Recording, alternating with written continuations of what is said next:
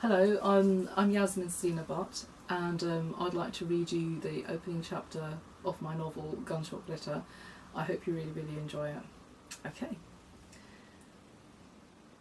In that case, you can try me for free, she seductively whispered into his ear. Her sensual voice made the hairs on his neck stand on end. He raised his eyebrows at her.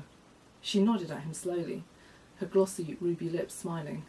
Follow me, she insisted. She took his hot, damp hand into her cool, silky one and walked him past the writhing bodies dancing under the pulsing lights of the club. Clad in his first ever designer suit, he was mesmerised by the place. Live dangerously, they had told him at work. It's your birthday. He stumbled past his manager, Paul, whose glazed blue eyes were hypnotically fixed on a blonde Amazonian-sized woman's cleavage. Paul briefly raised his head up to flash him an approving smile and give him the thumbs up. It had been Paul North's 35th birthday the day before. This was a double celebration for both of them. All their other colleagues had long since gone home, as they had wives and girlfriends to report to. He'd never been to a place like this before. His manager had thrust a toy gun, loaded with 3 bullets of glitter, into his hand. Private dancers on the house. Fire at the dancer you like the look of, and away you go, my son.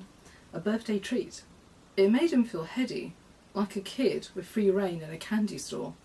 He had first spotted her at the bar, fanning herself with a brilliant plume of blue feathers that matched the colour of her eyes. She had flashed him a hint of a wicked smile, strode over to him, and unthinkingly he fired the gun at her. His second bullet of the night, a gunshot of twinkling silver glitter, exploded through the air. It grazed her cheek. She wiped a shimmer of sparkle from her face and traced it across his nose. You are so mine, she said, pulling his tie, chuckling at his wide-eyed response. He was a boy from Pickering in North Yorkshire, now making huge strides in the heart of London. This was all new territory for him, the cocaine tingling in his nostrils, the absinthe in his glass, the euphoria surging joyfully through his veins. He had never felt so alive or out of control. Anything was possible. Barack Obama had just been elected president. The world, despite the recession, felt like a place suffused with hope. She had told him her name was Cornelia. It was an unusual name for a girl with the face of a 50s screen goddess, but suited her somehow. He told her his name was Liam, and today, November 7th, was his 21st birthday. Happy birthday, Liam. That makes you a Scorpio like me. We are hands down the sexiest sign of the zodiac. He had nodded, struck dumb by her. You have very striking eyes. Has anyone ever told you that? She had whispered into his ear, gently stroking his eyebrows. You have too. Your eyes, I mean. They're so blue. So when's your birthday? He had managed to stutter, blushing hard. Oh, it's soon. Very soon. Neither of them was sure if the other was telling the truth. Nor did it matter. Gunshot Glitter in Brewer Street in Soho was now the place to be on a Friday night. Everyone who was anyone in London knew that. The pouting faces swivelling on the podium, the burlesque artists teasing with coquettish routines, and lap dancers gyrating over aroused, wealthy bodies changed each week. Tips alone could run into thousands. There was always the hearsay of a better or more exclusive gig to chase, a new club to conquer, and more money to make. But tonight, beneath the neon lights, every performer was a star, and they glittered at their finest. The club was fast becoming infamous for being a cult celebrity playground for the influx of rising Hollywood stars hitting the West End. Just yesterday, sex kitten screen diva Kristen Elliott had been packed with her rock star boyfriend, James Ukro. His band, the Euclid Ukros, had played a secret gig, and then at the after-party it had been reported that he had brought her 5 lap dances and a private performance of Azrael, a dazzling girl glistening in body glitter, whose routine climaxed in her pulling a string of pearls out of her pussy. Kristen Elliott ended the night swinging on a trapeze, undressed to her agent provocateur-sponsored panties to the delight of the Mirror's 3am girls. "Where are you taking me?" Liam shouted above the throbbing music. "Going to surprise you," Cornelia replied with a sexy, confident smile. "I love surprises," he grinned. "Goody," she said to herself. Cornelia took him through the swinging, glitter-covered doors into the staff-only area. Liam did not notice. She sashayed into the dressing room and waved to the gaggle of girls preparing to take over the next session. "Hey!" a redhead exclaimed, spying his figure outside the door. "You know he's not allowed back here." "It's okay, trust me," Cornelia murmured with a wink, picking up her velveteen gloves and reaching into her bag. A few of them raised their eyebrows and carried on making up their faces. "I don't remember seeing her hair before," one of the girls remarked, curling her lashes. No one replied. Cornelia put on her gloves, refreshed her lipstick, and reclaimed Liam's hand. Her grip was steely but firm. The ambience changed. The area was quieter, darker, and smelled a little damp. He turned to her. In the dim light he could barely see her face. She dropped his hand, and her face hardened a little. "Follow me, baby. We're almost there." She crooned, sensuously massaging his groin. His cock hardened, quickly under her touch. He moaned softly. She led him through the fire exit doors at the back of the club into a courtyard. There was no one there, only a few parked cars. The night was clear, and for November unusually mild. Liam looked up to the sky, noting that the moon looked full, and that he had never remembered seeing it so bright. It had to be a good omen. He had been promoted to senior account executive last week. Paul's boss had told him he had the Midas touch. He was a natural, and he had never seen so much advertising revenue flood in. And in a recession, he pitched, he scored, and the clients loved him. This was Liam's third promotion in 16 months at Anderson Jacobs. The sky was the veritable limit. Look where he was now. He was barely 21, and probably about to have the most unforgettable night of his life with the sexiest woman he had ever met. He'd watched her perform on stage, transfixed. She was a siren. She was stunning. He just hoped he didn't make a fool of himself. Despite his nerves, he was feeling good. She smiled, raised an arched brow and slowly unbuttoned his jacket, then the buttons of his shirt, exposing his smooth chest. She kissed him on his heartbeat, leaving a beautiful lip print. His skin tingled with anticipation. Liam closed his eyes, his head swimming a little, and he leaned in to kiss her. But her blue eyes flashed disdainfully, and she recoiled in disgust. The look made his blood run cold. Before he had time to react, she swung around and punched her velveteen fist into his throat. He spluttered once, choked, and tumbled to the ground. His brain completely confused, a lone bewildered thought. Why? Why did you do that to me? I thought you liked me. The very last thing he saw was Cornelia's smiling face, swinging black hair, and her spiky stiletto steel heel coming down over his heart. He was most certainly dead. She was sure of it. She knew she had punctured his heart from the crunch of his breastbone and the meaty gore caught on her heel. It was her killer move. How she loved these shoes.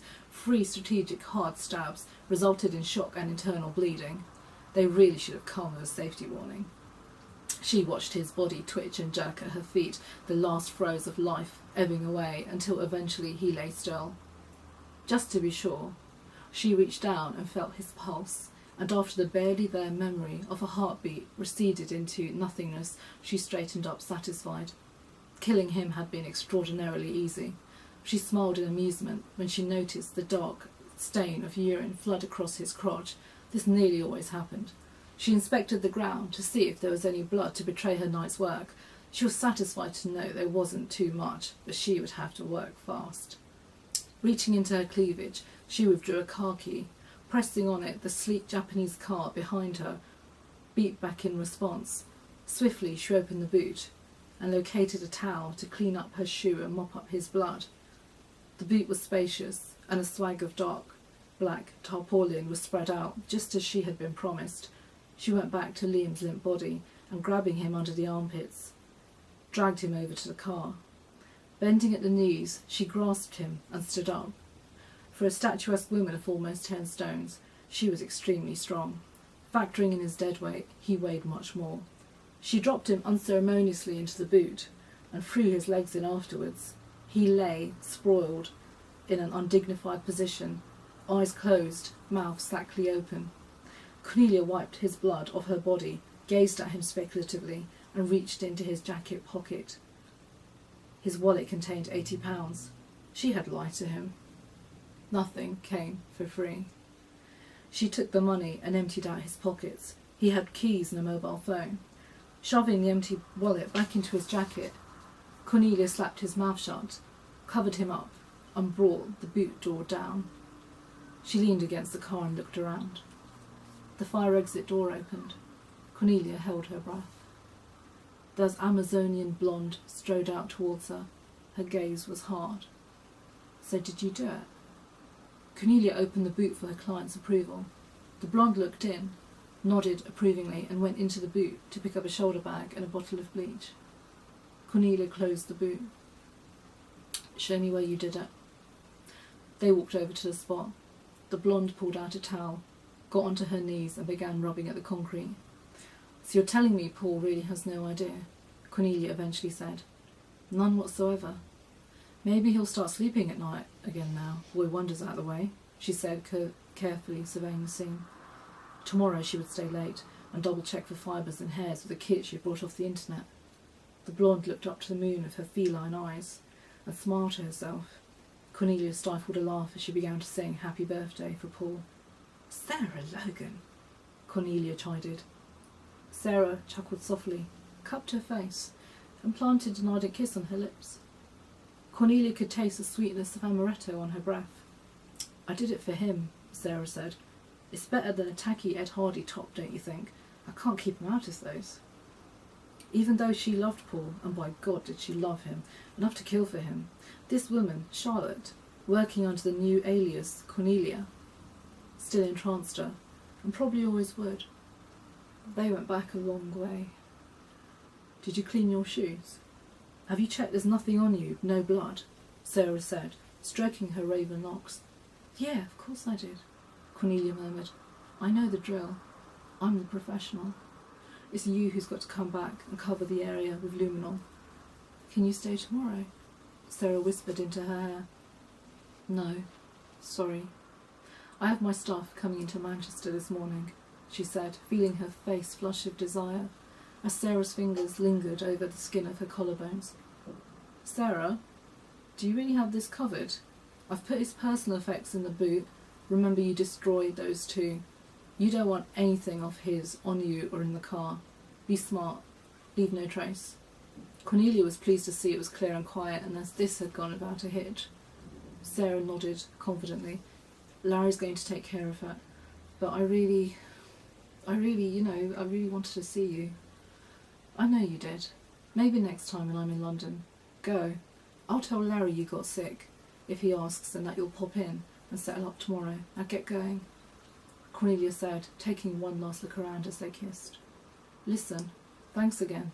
I know it was a hassle coming down, but trust me, it's worth it.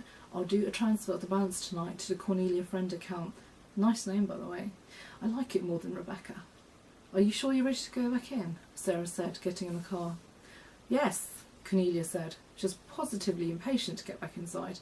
Killing had become a serious adrenaline rush, and in a club like this, an involuntary aphrodisiac. There was a sea of eager bodies to direct her sexual energy against, and she was going to make the most of it.